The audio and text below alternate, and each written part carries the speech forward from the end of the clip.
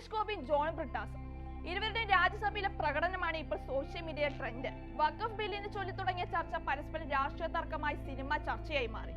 ജോൺ ബ്രിട്ടാസ് എമ്പുരാൻ സിനിമയെക്കുറിച്ച് ഇതിൽ ബി.ജെ.പിക്ക് രോഷം കൊള്ളാനും ബി.ജെ.പി എമ്പുരാൻ സിനിമയെ തുടർന്നുണ്ടാക്കിയ തർക്കങ്ങളും ചോദ്യം ചെയ്തു.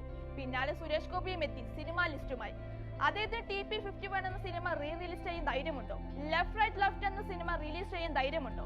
ബ്രിട്ടാസിനോ കൈരളി ചാനലിലോ മുൻനിര നടനായ ചാനലിന്റെ ചെയർമാനോ അതിന് ധൈര്യമുണ്ടോ? കേരളത്തിലെ മുഖ്യമന്ത്രിക്ക് ധൈര്യമുണ്ടോ? അങ്ങനെ ചെയ്യാൻ ധൈര്യമുണ്ടെങ്കിൽ അവർക്ക് എമ്പുരാന് വേണ്ടി അലറി വിളിക്കാം.